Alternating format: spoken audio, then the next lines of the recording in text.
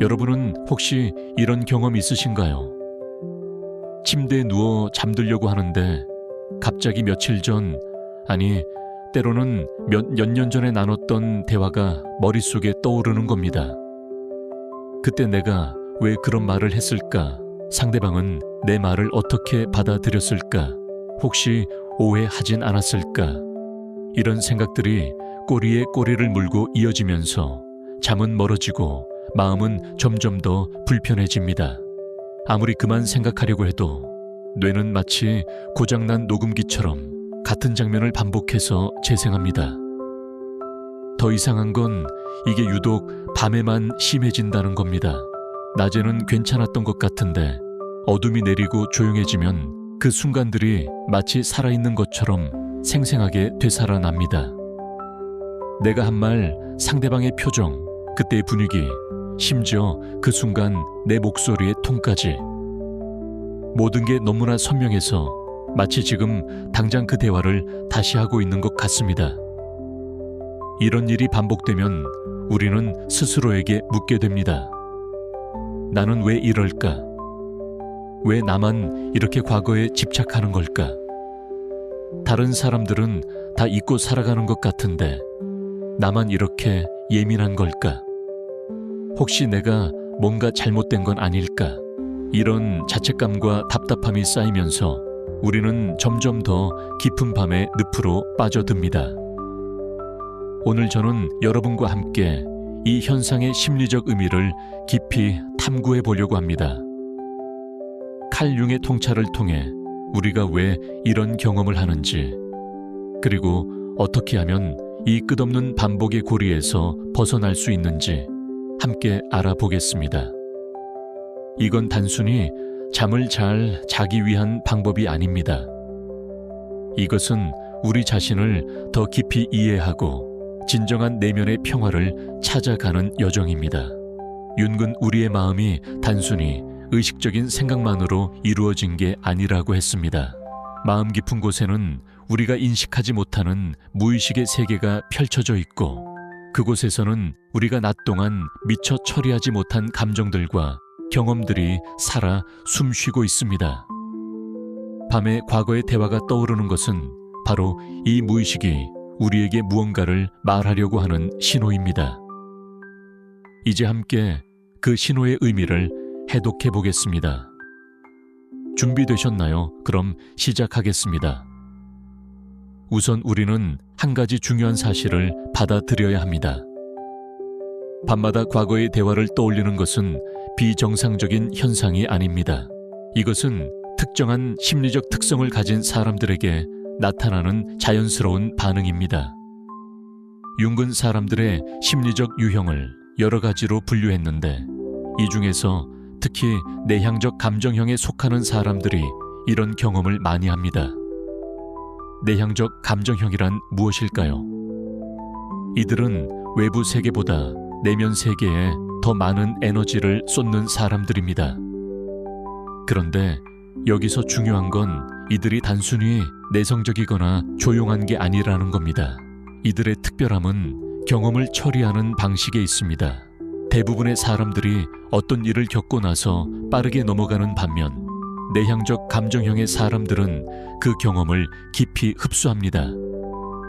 마치 스펀지가 물을 빨아들이듯이 말입니다. 이들은 대화를 나눌 때도 단순히 말의 표면적인 의미만 받아들이지 않습니다. 상대방의 말투, 표정, 분위기, 그리고 무엇보다 말하지 않은 것들까지 감지합니다. 어떤 면에서 이들은 너무 많은 것을 느끼고 받아들입니다. 그리고 그 모든 정보를 천천히, 아주 천천히 처리합니다. 한국 사회에서 이런 특성을 가진 사람들은 종종 오해를 받습니다. 우리 문화는 빠른 반응과 즉각적인 소통을 중시하는 경향이 있습니다. 회식 자리에서 재빠르게 분위기를 파악하고 적절한 말을 하는 사람, 단톡방에서 빠르게 답장하는 사람이 사회성이 좋다고 평가받습니다. 그런데 내향적 감정형의 사람들은 이런 속도를 따라가기 힘듭니다. 그들은 한마디 한마디를 곱씹고 그 안에 담긴 의미를 생각하고 적절한 답을 찾으려고 노력하는 사이에 이미 대화는 다른 주제로 넘어가 있습니다.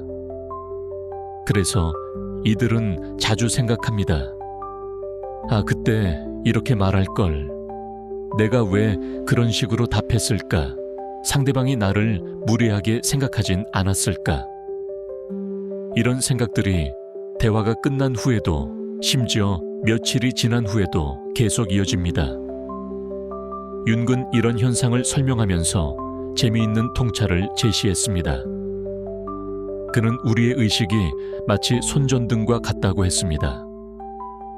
손전등은 한 번에 한 곳만 비출 수 있습니다.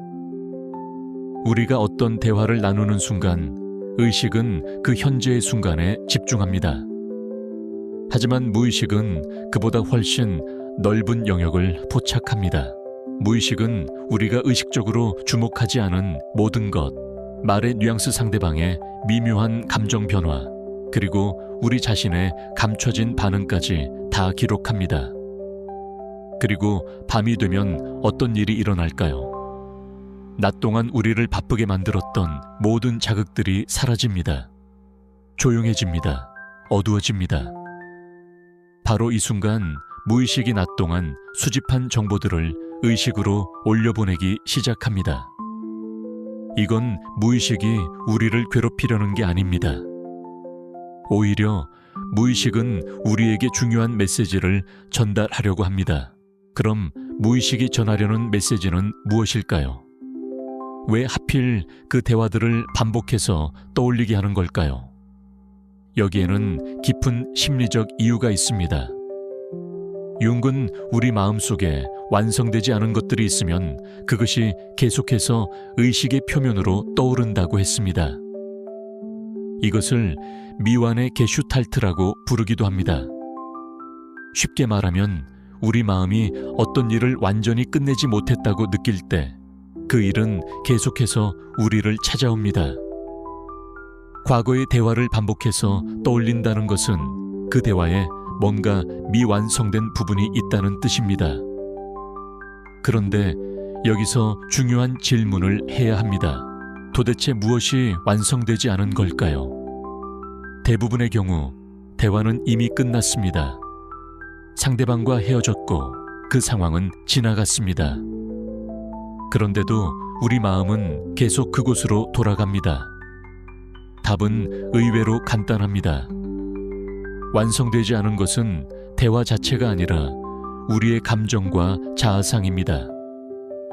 우리가 밤마다 그 대화를 떠올리는 진짜 이유는 그 순간 우리가 보여준 모습과 우리가 되고 싶은 모습 사이에 간극이 있기 때문입니다.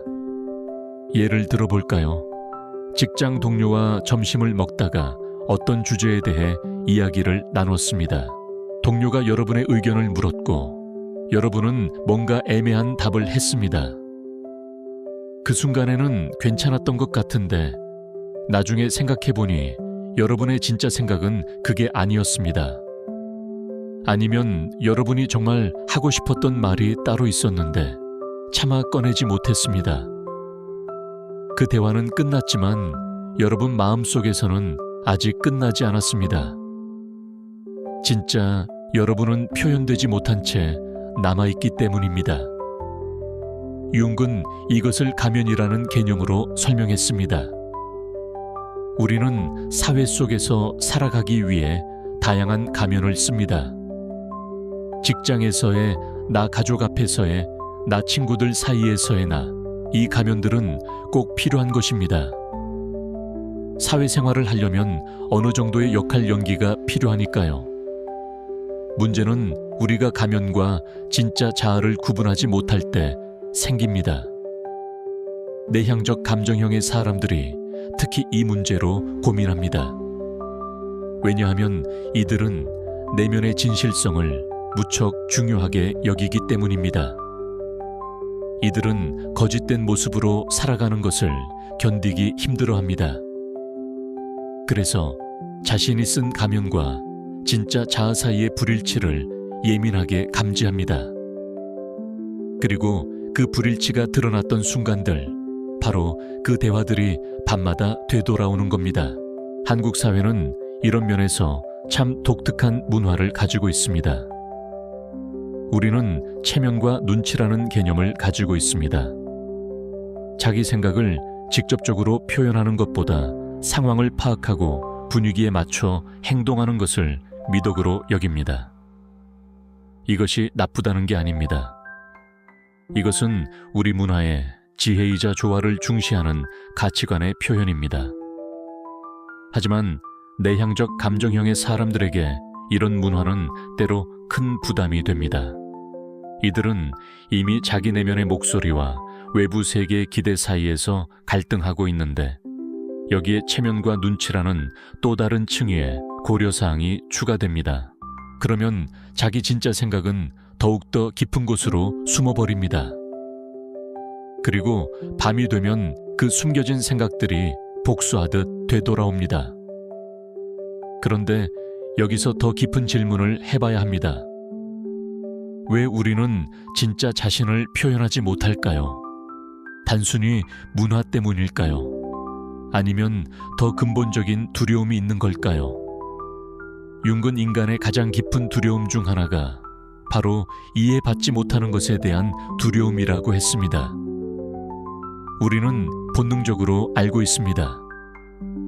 우리가 진짜 자신을 드러냈을 때 상대방이 그것을 받아들이지 못할 수도 있다는 것을, 오해할 수도 있다는 것을, 심지어 거부할 수도 있다는 것을. 이 두려움은 어디서 올까요? 아마도 우리 모두의 어린 시절로 거슬러 올라갈 겁니다. 아이였을 때 우리는 자기 생각과 감정을 솔직하게 표현했습니다.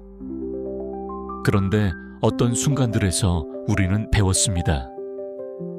내 진짜 모습을 드러내는 것이 항상 안전하지는 않다는 것을. 부모님이 화를 내셨을 수도 있고, 친구들이 놀렸을 수도 있고, 선생님이 꾸중하셨을 수도 있습니다. 그 순간들이 쌓이면서 우리 안에 하나의 신념이 형성됩니다. 진짜 나를 보여주면 위험하다는 신념이. 그래서 우리는 안전하게 살기 위해 가면을 쓰기 시작합니다. 사람들이 원하는 모습, 사회가 인정하는 모습을 보여줍니다.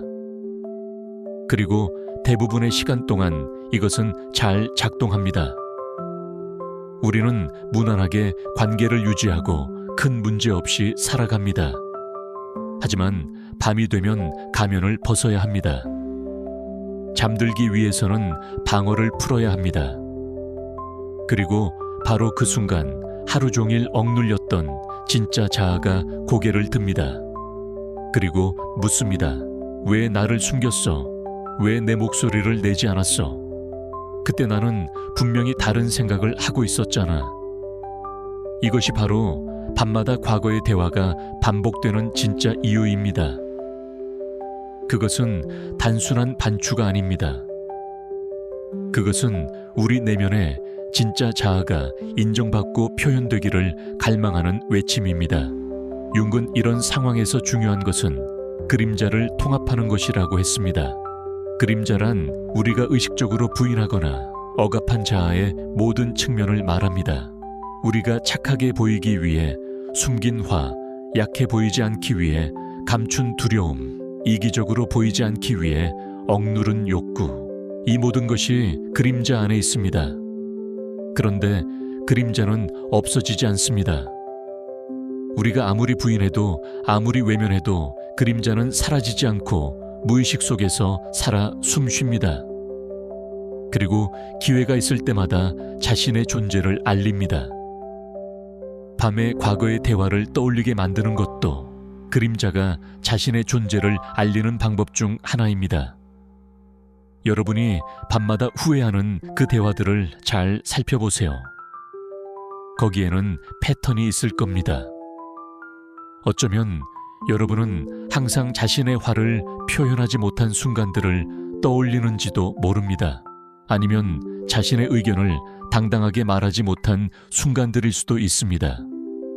혹은 누군가에게 거절하지 못하고 동의한 순간들일 수도 있습니다. 이 패턴들은 여러분에게 중요한 메시지를 전하고 있습니다. 여러분의 그림자가 무엇인지, 여러분이 억압하고 있는 자아의 어떤 부분이 인정받기를 원하는지 말해주고 있습니다. 한국의 많은 중장년 여성분들이 이런 고민을 하십니다. 평생을 가족을 위해, 남편을 위해, 자녀를 위해 살아오면서 자신의 목소리를 내는 것을 배우지 못했습니다. 착한 아내, 좋은 엄마, 현명한 며느리가 되기 위해 자신의 생각과 감정을 뒤로 미뤄왔습니다. 그런데 나이가 들면서 특히 자녀들이 독립하고 나면 문득 이런 생각이 듭니다. 나는 누구지? 내 생각은 뭐지? 내가 정말 원하는 게 뭐지? 그리고 밤이 되면 과거의 수많은 순간들이 떠오릅니다. 그때 내 생각을 말했더라면, 그때 내가 원하는 것을 요구했더라면, 그때 나를 위해 선택했더라면, 이런 후회들이 밀려옵니다.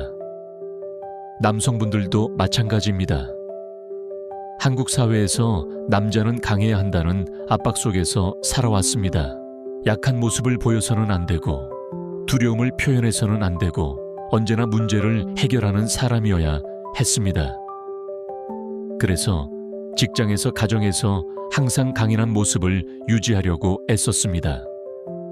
하지만 밤이 되면 그 가면 뒤에 숨겨진 진짜 자신이 나타납니다. 사실 두려웠던 순간, 사실 상처받았던 순간, 사실 도움이 필요했던 순간들이, 이 모든 순간들이 반복해서 떠오르는 것은 여러분이 약해서가 아닙니다. 오히려 여러분의 마음이 건강하다는 신호입니다. 여러분의 무의식이 여러분에게 말하고 있습니다. 이제는 진짜 자신과 화해할 때가 됐다고, 이제는 그림자를 받아들일 때가 됐다고. 그렇다면 구체적으로 어떻게 해야 할까요? 어떻게 하면 이 끝없는 반복의 고리에서 벗어날 수 있을까요? 첫 번째로 필요한 것은 자각입니다. 융근 의식화가 치유의 첫걸음이라고 했습니다. 여러분이 밤마다 과거의 대화를 떠올리고 있다는 사실을 인정하세요. 그리고 그것이 왜 일어나는지 이해하려고 노력하세요. 이것은 여러분의 결함이 아니라 여러분의 내면이 보내는 신호입니다. 다음번에 또다시 과거의 대화가 떠오를 때 자신에게 물어보세요. 이 대화에서 내가 정말 하고 싶었던 말은 뭐였지? 내가 진짜 느꼈던 감정은 뭐였지? 그때 나는 어떤 모습으로 보이고 싶었던 거지? 그리고 실제로는 어떤 모습을 보였지? 이 질문들에 솔직하게 답하다 보면 여러분은 패턴을 발견하게 될 겁니다. 아, 나는 항상 거절을 못하는구나.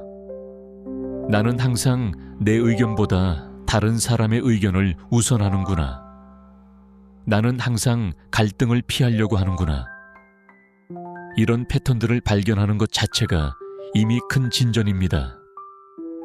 두 번째로 필요한 것은 자기 연민입니다. 많은 사람들이 자신을 비난합니다.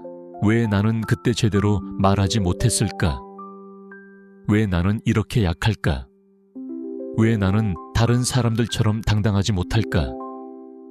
이런 자책은 도움이 되지 않습니다. 오히려 여러분을 더 깊은 수렁으로 밀어 넣습니다. 융은 우리가 자기 자신에게 가장 가혹한 비평가라고 했습니다. 우리는 다른 사람에게는 절대 하지 않을 말을 자기 자신에게는 서슴없이 합니다. 그런데 이런 자기 비난은 치유로 이어지지 않습니다. 변화는 자기 수용에서 시작됩니다. 여러분이 그때 그렇게 행동한 데에는 이유가 있었습니다. 여러분은 안전하고 싶었거나, 사랑받고 싶었거나, 거부당하지 않고 싶었거나, 상처받지 않고 싶었을 겁니다. 이 모든 것이 인간으로서 당연한 욕구입니다. 여러분의 선택을 비난하는 대신 이해하려고 노력해 보세요. 자신에게 이렇게 말해 보세요. 그때 나는 최선을 다했어. 그때 나는 그렇게 하는 것이 최선이라고 생각했어.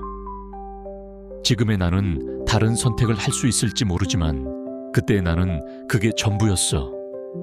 그리고 그것도 괜찮아. 이런 자기 연민은 나약함이 아닙니다. 오히려 이것은 성숙함의 표시입니다. 자신의 한계를 인정하고 자신의 인간다움을 받아들이는 것입니다. 세 번째로 필요한 것은 용기입니다. 융은 개성화 과정에 대해 이야기했습니다. 개성화란 자기 자신이 되어가는 과정입니다. 다른 사람이 원하는 모습이 아니라, 사회가 기대하는 모습이 아니라 진짜 자기 자신이 되어가는 과정입니다. 이 과정은 쉽지 않습니다. 왜냐하면 진짜 자신이 된다는 것은 때로 오해받을 위험을 감수하는 것을 의미하기 때문입니다. 모든 사람에게 좋은 사람으로 보이는 것을 포기하는 것을 의미하기 때문입니다. 여러분이 밤마다 과거의 대화를 후회한다면 그것은 앞으로 다르게 행동하라는 무의식의 초대입니다. 다음번에 비슷한 상황이 오면 조금 더 용기를 내보세요. 조금 더 솔직해지세요. 조금 더 진짜 자신을 드러내보세요. 물론 한 번에 완전히 변할 필요는 없습니다. 작은 것부터 시작하면 됩니다. 누군가 여러분의 의견을 물었을 때 정말 생각하는 것을 말해보세요. 누군가 여러분에게 부탁했을 때 정말로 할 수 없다면 거절해보세요. 누군가의 말이 여러분을 불편하게 했다면 그것을 표현해보세요. 처음에는 두려울 겁니다. 여러분의 오래된 두려움이 말할 겁니다. 이렇게 하면 상대방이 나를 싫어할 거야. 관계가 틀어질 거야. 그런데 놀라운 일이 일어날 겁니다. 대부분의 경우 여러분이 두려워했던 일은 일어나지 않습니다. 오히려 사람들은 진짜 여러분을 더 좋아하게 됩니다. 진정성은 사람들을 끌어당기기 때문입니다. 물론 때로는 여러분이 두려워했던 일이 실제로 일어날 수도 있습니다. 어떤 사람은 진짜 여러분을 받아들이지 못할 수도 있습니다. 관계가 변할 수도 있습니다. 그런데 융은 이것도 필요한 과정이라고 했습니다. 진짜 자신이 되어간다는 것은 자신과 맞지 않는 관계를 정리하는 것도 포함합니다. 생각해보세요. 가면을 쓴 여러분을 좋아하는 사람과의 관계가 진짜 의미가 있을까요? 아니면 진짜 여러분을 보고도 여전히 함께하고 싶어하는 사람과의 관계가 더 가치 있을까요? 네 번째로 필요한 것은 오해받을 권리를 받아들이는 것입니다. 이것이 아마도 가장 어려운 부분일 겁니다. 우리는 모두 이해받고 싶어 합니다. 특히 내향적 감정형의 사람들은 깊은 이해와 진정한 연결을 갈망합니다. 그래서 오해받는 것이 너무나 고통스럽습니다. 그런데 융은 우리에게 중요한 진실을 말해줍니다. 우리는 완벽하게 이해받을 수 없습니다. 아무리 정확하게 설명해도, 아무리 신중하게 말을 선택해도 다른 사람은 자신의 프리즘을 통해 우리를 볼 수밖에 없습니다. 각자의 경험, 각자의 상처, 각자의 두려움이 만들어낸 프리즘을 통해서요. 이것은 슬픈 사실일 수도 있지만 동시에 해방적인 진실이기도 합니다. 여러분이 아무리 완벽하게 말해도 오해받을 수 있다면 완벽하게 말하려고 애쓸 필요가 없습니다.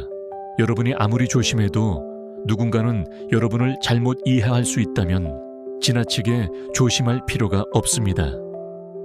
오해받을 권리를 받아들인다는 것은 포기가 아닙니다. 오히려 자유입니다. 모든 사람을 만족시키려는 불가능한 시도에서 벗어나는 자유입니다. 진짜 자신의 목소리를 내는 자유입니다. 다섯 번째로 필요한 것은 감정과 이성의 통합입니다. 융은 사람의 마음이 네 가지 기능을 가지고 있다고 했습니다. 사고, 감정, 감각, 직관. 건강한 사람은 이 네 가지를 균형 있게 사용합니다. 그런데 내향적 감정형의 사람들은 감정 기능이 매우 발달한 반면 사고 기능은 상대적으로 덜 발달한 경우가 많습니다. 그래서 이들은 느끼는 것은 잘하지만 그 느낌을 논리적으로 설명하거나 객관적으로 분석하는 데는 어려움을 겪습니다. 밤에 과거의 대화를 반복해서 떠올리는 것도 이런 불균형과 관련이 있습니다. 감정은 그 순간을 강렬하게 기억하지만 사고는 그것을 적절히 처리하고 정리하지 못합니다. 그래서 같은 기억이 계속 맴돕니다. 이것을 해결하려면 사고 기능을 개발해야 합니다. 감정을 부인하라는 게 아닙니다. 감정에 이성을 더하라는 겁니다. 어떤 대화가 떠오를 때 단지 느끼기만 하지 말고 분석도 해보세요. 객관적으로 생각해보세요. 그 상황에서 최악의 시나리오는 뭐였을까요? 실제로 일어난 일은 뭐였을까요? 내가 두려워했던 것 중 실제로 일어난 것은 뭐고 일어나지 않은 것은 뭘까요? 상대방의 입장에서 생각하면 어땠을까요? 그 사람도 나만큼 그 대화에 대해 고민하고 있을까요? 이렇게 이성적으로 분석하다 보면 많은 경우 여러분의 두려움이 과장되어 있다는 것을 발견하게 됩니다. 여러분이 끔찍하다고 생각했던 순간이 실제로는 그렇게 나쁘지 않았을 수도 있습니다. 상대방은 여러분이 생각하는 것만큼 그 순간에 큰 의미를 두지 않았을 수도 있습니다. 6번째로 필요한 것은 용서입니다. 특히 자기 자신에 대한 용서입니다. 윤근 인간이 되어간다는 것은 자신의 불완전함을 받아들이는 것이라고 했습니다. 우리는 모두 실수를 합니다. 우리는 모두 후회할 만한 말을 하고 후회할 만한 행동을 합니다. 이것이 인간입니다. 여러분이 과거의 어떤 대화에서 완벽하지 못했다고 해서, 여러분이 말해야 할 것을 말하지 못했다고 해서, 여러분이 되고 싶었던 모습이 되지 못했다고 해서 여러분의 가치가 줄어드는 것은 아닙니다. 자신을 용서하세요.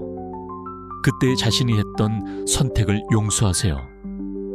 그때 자신이 보여준 약함을 용서하세요. 그때 자신이 가졌던 두려움을 용서하세요. 용서는 망각이 아닙니다. 그 순간을 기억하되 그것에 대한 감정적 무게를 내려놓는 것입니다. 그것을 자신의 실패가 아니라 배움의 기회로 재정의하는 것입니다. 7번째로 필요한 것은 현재에 머무는 연습입니다. 과거의 대화를 반복해서 떠올리는 것은 본질적으로 과거에 사는 것입니다. 몸은 현재에 있지만 마음은 과거에 머물러 있습니다. 융은 우리가 진정으로 살 수 있는 시간은 현재뿐이라고 했습니다. 과거는 이미 지나갔고 미래는 아직 오지 않았습니다. 우리가 가진 것은 지금 이 순간뿐입니다. 그렇다면 어떻게 현재에 머물 수 있을까요? 한 가지 방법은 몸의 감각에 집중하는 것입니다. 과거의 대화가 떠오를 때 자신의 호흡을 느껴보세요. 공기가 코로 들어오고 나가는 것을 느껴보세요. 침대 시트의 촉감을 느껴보세요. 방 안의 소리를 들어보세요. 이런 감각적 경험은 여러분을 현재로 데려옵니다. 생각은 과거와 미래를 오가지만 감각은 언제나 현재에 있습니다. 감각에 집중하는 것은 생각의 소용돌이에서 벗어나는 가장 효과적인 방법 중 하나입니다. 또 다른 방법은 현재 여러분이 가진 것에 감사하는 것입니다. 지금 이 순간 여러분은 안전한 곳에 있습니다. 따뜻한 침대에 누워 있습니다. 내일 먹을 음식이 있습니다. 여러분을 사랑하는 사람들이 있습니다. 이 모든 것이 감사할 일입니다. 감사는 불안의 반대편에 있습니다. 과거를 후회하거나 미래를 걱정하는 마음은 감사와 공존할 수 없습니다. 감사의 마음으로 채워지면 후회와 걱정이 들어올 공간이 없어집니다. 8번째로 필요한 것은 의미 찾기입니다. 윤군 우리가 겪는 모든 고통에는 의미가 있다고 했습니다. 문제는 그 의미를 발견하는 것입니다. 여러분이 밤마다 과거의 대화를 떠올리며 고통받는다면 그것이 여러분에게 어떤 의미가 있을까요? 이 경험이 여러분에게 무엇을 가르치려고 할까요? 어쩌면 이것은 여러분이 더 진정성 있게 살아야 한다는 메시지일지도 모릅니다. 어쩌면 이것은 여러분이 자기 자신과 화해해야 한다는 신호일지도 모릅니다. 어쩌면 이것은 여러분의 내면이 성장하고 변화하고 싶어 한다는 표시일지도 모릅니다. 고통을 단순히 없애야 할 것으로만 보지 마세요. 고통이 여러분에게 전하려는 메시지에 귀 기울이세요. 그 메시지를 이해하고 받아들일 때 고통은 자연스럽게 사라집니다. 9번째로 필요한 것은 글쓰기입니다. 윤근 무의식의 내용을 의식화하는 가장 효과적인 방법 중 하나가 글쓰기라고 했습니다. 생각은 머릿속에서 맴돌 때는 혼란스럽고 무질서합니다. 하지만 종이에 쓰면 명확해지고 구조화됩니다. 밤에 과거의 대화가 떠오를 때 침대에서 일어나 노트를 펴세요. 그리고 떠오르는 것을 모두 써보세요. 그 대화에서 무슨 일이 있었는지, 여러분이 무엇을 느꼈는지, 무엇을 하고 싶었는지, 무엇을 두려워했는지 모든 것을 솔직하게 써보세요. 아무도 이것을 읽지 않을 겁니다. 이것은 오직 여러분을 위한 것입니다. 그러니 완전히 솔직해질 수 있습니다. 여러분의 가장 어두운 생각, 가장 부끄러운 감정, 가장 두려운 욕구까지 모두 쓸 수 있습니다. 놀라운 일이 일어날 겁니다. 쓰는 과정에서 여러분은 자신도 몰랐던 것들을 발견하게 됩니다. 생각이 정리되고 감정이 명확해집니다. 그리고 다 쓰고 나면 마음이 가벼워진 것을 느낄 겁니다. 마치 무거운 짐을 내려놓은 것처럼. 10번째로 필요한 것은 대화의 재구성입니다. 이것은 융의 적극적 상상 기법과 관련이 있습니다. 과거의 대화가 여러분을 괴롭힌다면 그 대화를 재구성해 보세요. 하지만 이번에는 다르게 해보는 겁니다. 조용히 앉아서 눈을 감으세요. 그 대화의 장면을 떠올려 보세요. 하지만 이번에는 여러분이 하고 싶었던 말을 하는 모습을 상상해 보세요. 여러분이 되고 싶었던 모습으로 행동하는 모습을 상상해 보세요.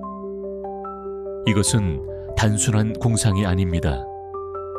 이것은 무의식을 재프로그래밍하는 강력한 방법입니다. 여러분의 무의식은 실제 경험과 상상된 경험을 구분하지 못합니다. 여러분이 충분히 생생하게 상상하면 그것은 새로운 기억으로 저장됩니다. 이렇게 대화를 재구성하는 연습을 반복하면 과거의 실제 대화가 가진 감정적 무게가 점점 줄어듭니다. 동시에 미래에 비슷한 상황이 왔을 때 어떻게 행동해야 할지에 대한 새로운 패턴이 형성됩니다. 11번째로 필요한 것은 공동체입니다. 융은 개인의 성장이 진공 상태에서 일어나지 않는다고 했습니다. 우리는 관계 속에서 성장합니다. 특히 우리를 이해하고 지지해주는 사람들과의 관계 속에서 성장합니다. 여러분의 고민을 나눌 수 있는 사람을 찾으세요. 이것은 전문 상담사일 수도 있고, 신뢰하는 친구일 수도 있고, 같은 고민을 하는 사람들의 모임일 수도 있습니다. 중요한 것은 여러분이 안전하게 자신을 드러낼 수 있는 공간을 찾는 것입니다. 한국에는 이런 말이 있습니다. 말하면 약이 된다고. 정말 그렇습니다. 우리가 자신의 고민을 말로 표현하고 다른 사람이 그것을 들어주면 치유가 시작됩니다. 여러분, 혼자만 이런 고민을 하는 게 아니라는 것을 알게 되면 큰 위안이 됩니다.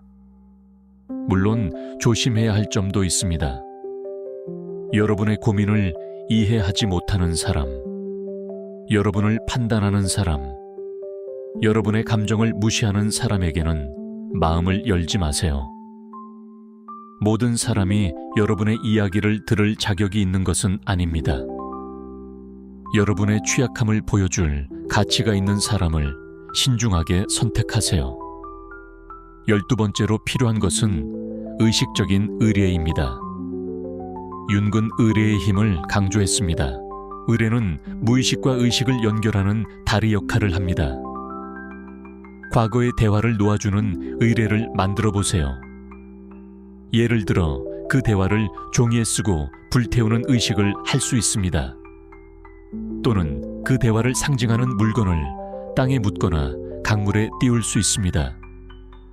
또는 단순히 촛불을 켜고 그 대화를 떠나보내겠다고 선언할 수 있습니다. 이런 의뢰가 실제로 과거를 바꾸지는 않습니다. 하지만 의뢰는 여러분의 마음속에서 중요한 전환을 만들어냅니다. 의뢰는 여러분에게 새로운 시작의 기회를 줍니다. 이제 그 과거는 끝났고 여러분은 새로운 장을 시작한다는 것을 여러분의 무의식에 알립니다. 한국 문화에는 이미 많은 의뢰가 있습니다. 제사 차례, 성묘 같은 의뢰들은 모두 과거와 현재를 연결하고 보이지 않는 것과 보이는 것을 연결하고 죽은 것과 살아있는 것을 연결합니다. 여러분은 자신만의 개인적인 의뢰를 만들 수 있습니다. 중요한 것은 그 의뢰가 여러분에게 의미가 있다는 것입니다. 13번째로 필요한 것은 몸을 통한 치유입니다. 융은 몸과 마음이 분리되어 있지 않다고 했습니다. 마음의 고통은 몸에 저장되고 몸의 변화는 마음에 영향을 줍니다. 과거의 대화를 떠올릴 때 여러분의 몸에서 무슨 일이 일어나는지 느껴보세요. 가슴이 답답해집니까? 어깨가 긴장됩니까? 배가 불편합니까? 이 신체 감각들은 억압된 감정이 저장된 곳입니다.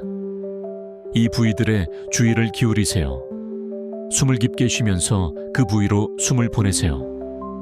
손을 그곳에 올리고 따뜻함을 느껴보세요. 가볍게 마사지 해보세요. 이런 신체적 접근이 때로는 정신적 접근보다 더 효과적일 수 있습니다. 규칙적인 운동도 도움이 됩니다. 특히 걷기 요가 태극권 같은 마음 챙김을 동반한 운동이 좋습니다. 이런 운동들은 몸에 저장된 긴장을 풀어주고 마음을 현재로 가져옵니다. 14번째로 필요한 것은 창조적 표현입니다. 융은 예술이 무의식의 언어라고 했습니다. 때로는 말로 표현할 수 없는 것을 예술로 표현할 수 있습니다. 여러분이 밤마다 떠올리는 그 대화를, 그 감정을, 그 경험을 예술로 표현해 보세요. 그림을 그리든 노래를 부르든 춤을 추든 시를 쓰든 상관없습니다. 여러분이 예술적 재능이 없다고 생각해도 괜찮습니다. 이것은 전시를 위한 게 아니라 치유를 위한 것입니다. 창조적 표현의 과정에서 놀라운 일이 일어납니다.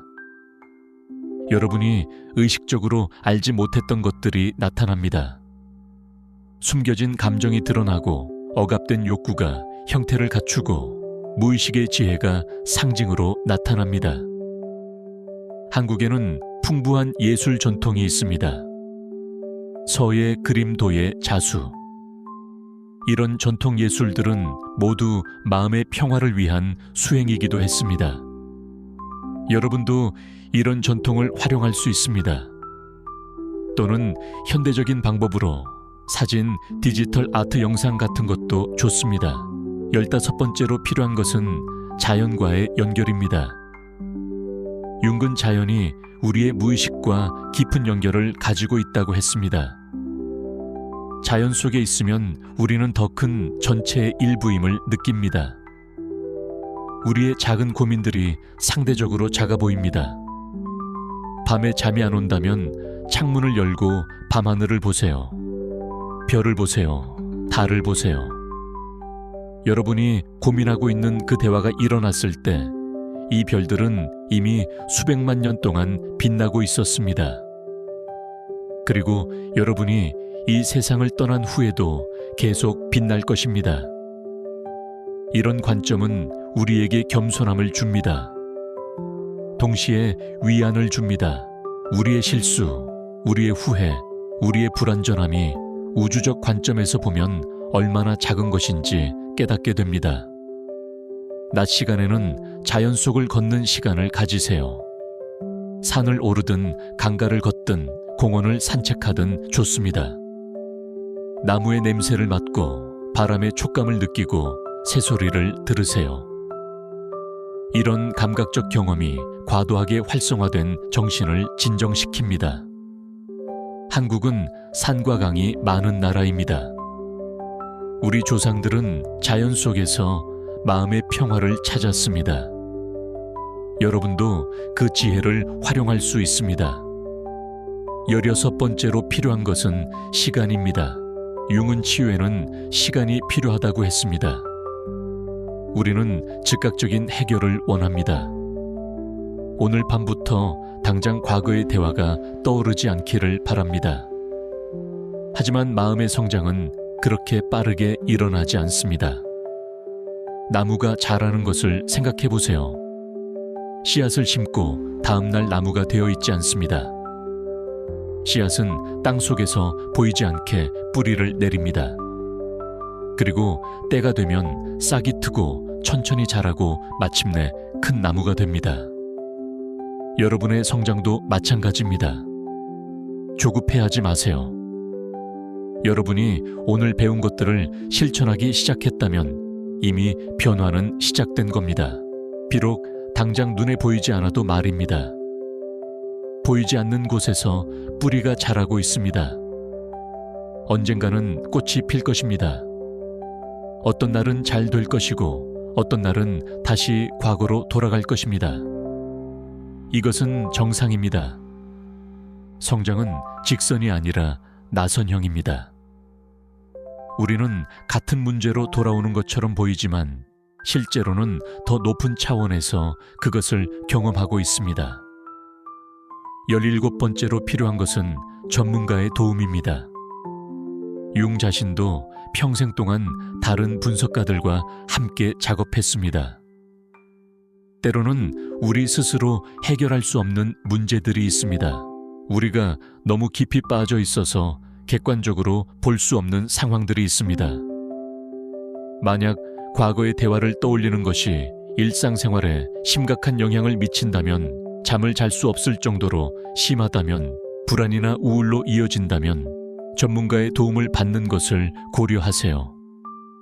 한국에서는 아직도 심리 상담에 대한 편견이 있습니다.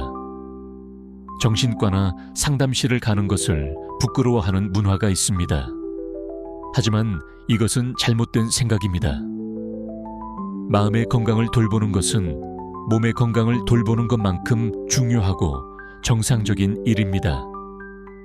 치료자는 여러분의 여정을 함께 걷는 동반자입니다. 그들은 여러분이 혼자서는 보지 못하는 것을 볼 수 있도록 도와줍니다. 그들은 여러분이 혼자서는 가기 힘든 내면의 깊은 곳으로 안전하게 갈 수 있도록 안내합니다. 18번째로 필요한 것은 영성입니다. 융은 중년 이후에 많은 심리적 문제가 본질적으로 영적 문제라고 했습니다. 우리는 삶의 의미를 찾고 있습니다. 우리는 더 큰 무언가와 연결되고 싶어 합니다. 여러분의 영적 전통이 무엇이든 그것을 탐구해 보세요. 불교, 기독교, 천주교 또는 다른 어떤 전통이든 상관없습니다. 중요한 것은 물질적 현실을 넘어서는 차원의 마음을 여는 것입니다. 명상, 기도, 독경, 이런 영적 수행들은 모두 우리의 마음을 고요하게 하고 더 깊은 평화로 이끕니다. 이런 수행을 통해 우리는 깨닫게 됩니다. 우리의 작은 자아를 넘어서는 더 큰 자아가 있다는 것을. 융은 이것을 참작이라고 불렀습니다. 참자기는 우리의 본질입니다. 그것은 과거의 실수로 손상되지 않습니다. 그것은 타인의 평가로 흔들리지 않습니다. 그것은 언제나 온전하고 완전합니다. 밤마다 과거의 대화를 떠올리며 괴로워하는 것은 작은 자아, 즉 에고입니다. 에고는 완벽하고 싶어하고 사랑받고 싶어하고 인정받고 싶어합니다. 그래서 에고는 과거의 불완전한 순간들에 집착합니다. 하지만 참자기의 관점에서 보면 모든 것이 다르게 보입니다. 그 불완전한 순간들도 여러분 여정의 일부입니다. 그 실수들도 여러분을 지금의 여러분으로 만든 경험들입니다. 그 후회들도 여러분이 성장하고 있다는 증거입니다. 영적 수행은 우리를 에고의 좁은 관점에서 참자기의 넓은 관점으로 옮겨줍니다. 그리고 그 관점에서 보면 우리가 그토록 집착했던 것들이 그리 중요하지 않다는 것을 알게 됩니다. 19번째로 필요한 것은 타인과의 진정한 대화입니다.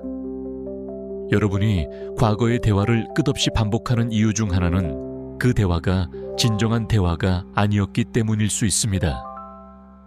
표면적인 말만 오갔을 뿐 진짜 마음과 마음이 만나지 못했을 수 있습니다. 이제는 다르게 대화해보세요. 다음번에 누군가와 이야기할 때 진짜 여러분을 보여주세요. 가면 뒤에 숨지 말고 여러분의 진짜 생각과 감정을 나누세요. 물론 이것은 위험합니다. 거절당할 수도 있고 오해받을 수도 있습니다. 하지만 진정한 연결은 이런 위험을 감수할 때만 가능합니다. 그리고 놀라운 일이 일어날 것입니다. 여러분이 진정성을 보여주면 상대방도 자신의 진정성을 보여주기 시작합니다. 가면과 가면이 대화하는 것이 아니라 사람과 사람이 만나게 됩니다. 이런 대화는 여러분을 밤에 괴롭히지 않습니다.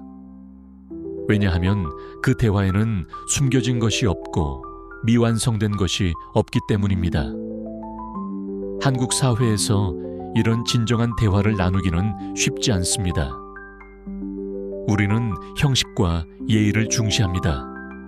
하지만 형식과 진정성은 공존할 수 있습니다. 예의를 갖추면서도 진심을 전할 수 있습니다. 존중하면서도 솔직할 수 있습니다. 20번째로 필요한 것은 자기만의 리듬을 찾는 것입니다. 융근 각자의 개성화 과정이 독특하다고 했습니다. 다른 사람에게 효과적인 방법이 여러분에게는 맞지 않을 수 있습니다. 여러분만의 방식을 찾아야 합니다. 제가 오늘 말씀드린 20가지 방법 중 어떤 것은 여러분에게 와닿을 것이고 어떤 것은 그렇지 않을 것입니다. 그것은 자연스러운 일입니다. 여러분에게 맞는 것을 선택하세요. 여러분의 직관을 믿으세요. 여러분의 내면이 이끄는 대로 따라가세요. 어떤 사람은 글쓰기를 통해 치유를 경험할 것입니다. 어떤 사람은 명상을 통해 평화를 찾을 것입니다. 어떤 사람은 전문가와의 대화를 통해 통찰을 얻을 것입니다. 어떤 사람은 자연 속에서 답을 발견할 것입니다. 정답은 없습니다. 여러분에게 맞는 답이 있을 뿐입니다. 그리고 여러분의 리듬도 중요합니다. 어떤 날은 적극적으로 자신을 탐구할 에너지가 있을 것입니다. 어떤 날은 그저 쉬고 싶을 것입니다. 두 가지 모두 괜찮습니다. 치유는 끊임없는 노력이 아닙니다. 치유는 노력과 휴식의 리듬입니다. 여러분의 몸과 마음의 신호를 들으세요. 피곤하면 쉬세요. 에너지가 있으면 움직이세요. 혼자 있고 싶으면 혼자 있으세요. 누군가와 함께하고 싶으면 사람을 만나세요. 이런 자기 돌봄이 치유의 핵심입니다. 21번째로 필요한 것은 수용입니다. 역설적으로 들릴 수 있지만 밤에 과거의 대화가 떠오르는 것을 멈추게 하는 가장 효과적인 방법은 그것을 멈추려고 하지 않는 것입니다. 융은 우리가 저항하는 것이 지속된다고 했습니다. 여러분이 그 생각들과 싸우면 그것들은 더 강해집니다. 여러분이 그것들을 밀어내려고 하면 그것들은 더 강하게 돌아옵니다. 하지만 여러분이 그것들을 받아들이면 놀라운 일이 일어납니다. 그것들이 힘을 잃기 시작합니다. 다음번에 과거의 대화가 떠오를 때 이렇게 해보세요. 싸우지 마세요. 밀어내지 마세요. 대신 이렇게 말해보세요. 아, 또 이 생각이 왔구나. 괜찮아. 이 생각도 내 마음의 일부야. 이 생각도 나를 돕려고 하는 거야. 그래, 들어줄게. 이런 태도로 그 생각을 대하면 그 생각의 질이 변합니다. 더 이상 여러분을 괴롭히는 적이 아니라 여러분과 대화하는 친구가 됩니다. 그리고 시간이 지나면 그 생각은 할 말을 다 하고 자연스럽게 떠나갑니다. 수용은 포기가 아닙니다. 수용은 지혜입니다. 바꿀 수 없는 것을 받아들이는 지혜, 바꿀 수 있는 것에 에너지를 쓰는 지혜입니다. 과거는 바꿀 수 없습니다. 하지만 과거에 대한 여러분의 관계는 바꿀 수 있습니다. 22번째로 필요한 것은 감사입니다. 이상하게 들릴 수 있지만 밤마다 여러분을 괴롭히는 그 경험에 감사할 수 있습니다. 왜냐하면 그 경험이 여러분을 성장시키고 있기 때문입니다. 만약 여러분이 과거의 대화를 전혀 돌아보지 않는 사람이라면 여러분은 아마도 자기 성찰이 부족한 사람일 것입니다. 여러분이 밤마다 그 순간들을 떠올린다는 것은 여러분이 의식적으로 살려고 노력하는 사람이라는 뜻입니다. 여러분이 더 나은 사람이 되고 싶어 한다는 뜻입니다. 이것은 축복입니다. 비록 지금은 고통스럽지만 이 고통은 여러분을 더 깊고 더 지혜롭고 더 온전한 사람으로 만들고 있습니다. 이 과정을 거치지 않는 사람들은 평생 표면적으로만 살아갑니다. 하지만 여러분은 깊이로 초대받은 사람입니다. 그러니 감사하세요. 여러분의 예민함에 감사하세요. 여러분의 성찰적 성향에 감사하세요. 여러분이 느끼는 불편함에도 감사하세요. 그 모든 것이 여러분을 진정한 자기 자신으로 이끌고 있습니다. 23번째로 필요한 것은 미래를 향한 시선입니다. 과거의 대화를 떠올리는 것은 과거에 갇혀 있는 것처럼 느껴집니다. 하지만 실제로 이것은 미래를 위한 준비입니다. 여러분의 무의식이 그 순간들을 계속 보여주는 이유는 다음번에는 다르게 하라고 말하는 것입니다. 이것은 과거를 바꾸라는 게 아니라 미래를 다르게 만들라는 것입니다. 그러니 과거에만 머물지 마세요. 과거를 배움의 도구로 사용하세요. 그 순간들에서 무엇을 배울 수 있을까요? 다음번에는 어떻게 다르게 행동할 수 있을까요? 미래의 나는 어떤 모습일까요? 이렇게 미래로 시선을 돌리면 과거는 무거운 짐이 아니라 값진 교훈이 됩니다. 여러분은 피해자가 아니라 학습자가 됩니다. 여러분은 과거에 갇힌 사람이 아니라 미래를 창조하는 사람이 됩니다. 융은 우리의 목적이 과거를 이해하는 것만이 아니라 미래를 창조하는 것이라고 했습니다. 여러분은 과거의 경험을 바탕으로 더 나은 미래의 자신을 만들어갈 수 있습니다. 상상해보세요. 1년 후의 여러분을, 5년 후의 여러분을. 그 미래의 여러분은 이제 더 이상 과거의 대화에 갇혀 있지 않습니다. 그 미래의 여러분은 자신의 목소리를 내는 방법을 배웠습니다. 진짜 자신으로 사는 용기를 가졌습니다. 오해받을 수 있다는 것을 받아들였습니다. 그 미래의 여러분이 되는 여정이 바로 지금 시작되고 있습니다. 여러분이 이 글을 읽고 있는 이 순간, 이미 변화가 시작되었습니다. 24번째로 필요한 것은 작은 승리를 축하하는 것입니다. 우리는 종종 완전한 변화만을 성공으로 봅니다. 밤에 과거의 대화가 전혀 떠오르지 않게 되어야만 성공했다고 생각합니다. 하지만 이것은 비현실적인 기대입니다. 변화는 작은 단계들로 이루어집니다. 어쩌면 오늘 밤 과거의 대화가 떠올랐지만 10분 후에 잠들 수 있었다면 그것은 승리입니다. 전에는 1시간 동안 뒤척였으니까요. 어쩌면 그 생각이 떠올랐지만 자신을 덜 비난했다면 그것도 승리입니다. 어쩌면 누군가와의 대화에서 평소보다 조금 더 솔직했다면 그것도 승리입니다. 이런 작은 승리들을 알아차리고 축하하세요. 자신에게 말해주세요. 잘했어. 조금씩 나아지고 있어. 이런 긍정적 강화가 더 많은 변화를 만들어냅니다. 한국 문화는 완벽주의 경향이 있습니다. 우리는 항상 더 잘해야 한다고, 최고가 되어야 한다고 배웠습니다. 하지만 이런 완벽주의가 때로는 우리를 마비시킵니다. 완벽할 수 없다면 시도조차 하지 않게 됩니다. 완벽을 내려놓으세요. 대신 진전을 축하하세요. 어제보다 나은 오늘이면 충분합니다. 1%의 개선도 개선입니다. 그리고 매일 1%씩 나아지면 1년 후에는 완전히 다른 사람이 되어 있을 것입니다. 25번째로 필요한 것은 나눔입니다. 여러분이 이 어려운 여정을 통해 배운 것들을 다른 사람들과 나누세요. 여러분의 고민, 여러분의 통찰, 여러분의 작은 승리들을 나누세요. 융은 우리의 개인적 여정이 결국 집단적 치유로 이어진다고 했습니다.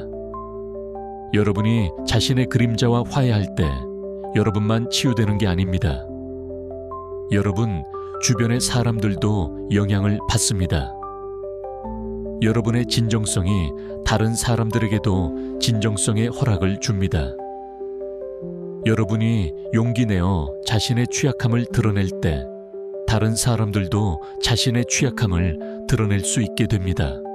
여러분이 완벽하지 않아도 괜찮다는 것을 보여줄 때 다른 사람들도 완벽의 압박에서 벗어날 수 있습니다. 특히 한국 사회에서 이런 나눔이 중요합니다. 우리는 강한 척해야 한다는, 압박 완벽해야 한다는, 압박 문제가 없는 척해야 한다는 압박 속에서 살고 있습니다. 누군가 용기 내어 자신의 진짜 모습을 보여주면 그것이 다른 사람들에게 큰 위로가 됩니다. 여러분은 혼자가 아닙니다.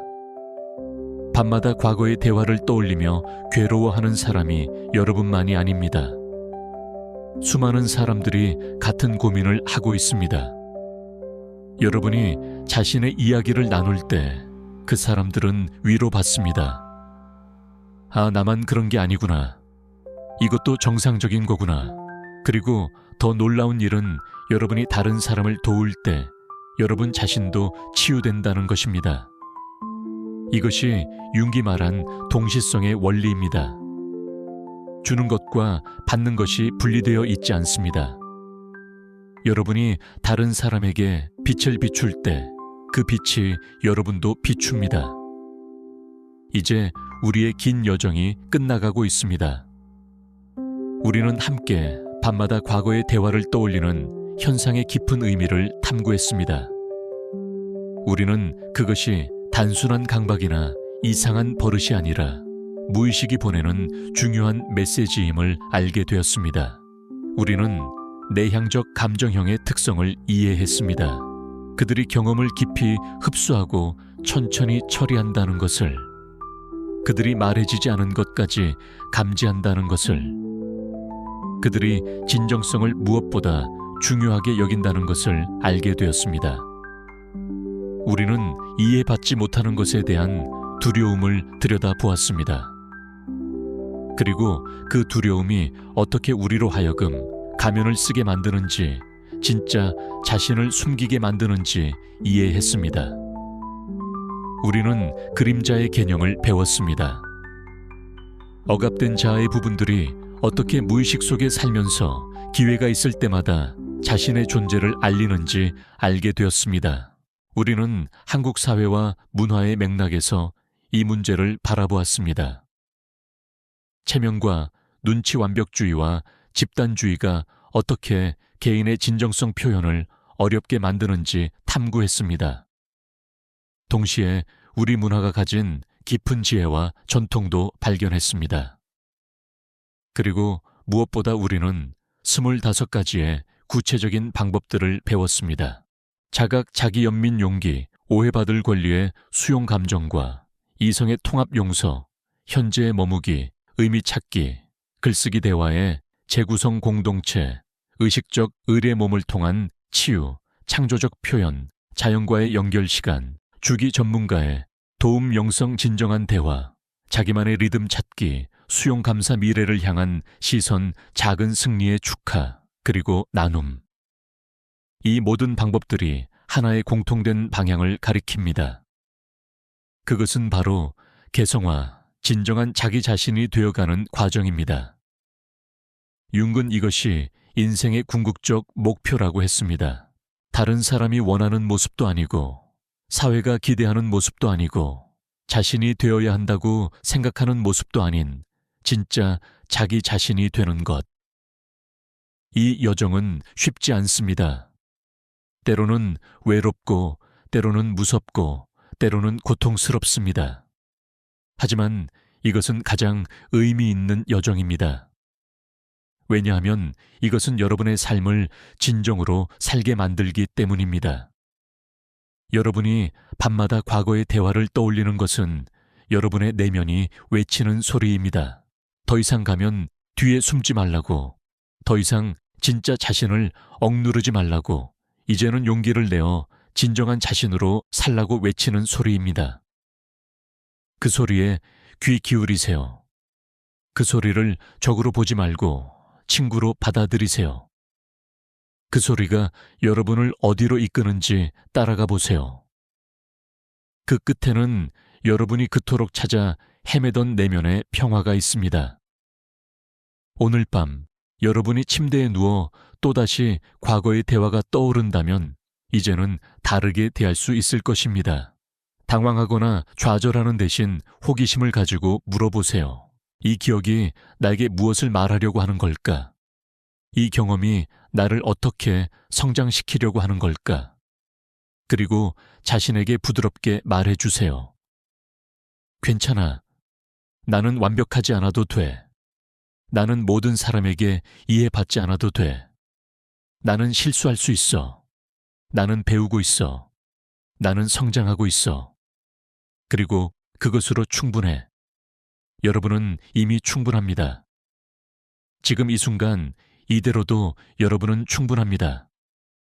여러분이 더 나아지고 성장하는 것은 좋은 일이지만 그것이 여러분의 가치를 증명하기 위한 것은 아닙니다. 여러분은 이미 가치 있습니다.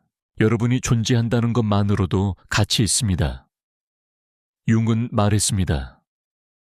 가장 놀라운 발견은 자기 자신을 발견하는 것이라고. 여러분은 지금 그 놀라운 여정을 하고 있습니다. 밤마다 여러분을 찾아오는 그 기억들은 사실 여러분이 자기 자신을 찾아가는 과정의 일부입니다. 그러니 이제는 그 기억들을 두려워하지 마세요. 그것들과 싸우지 마세요. 대신 그것들을 여러분의 안내자로 받아들이세요.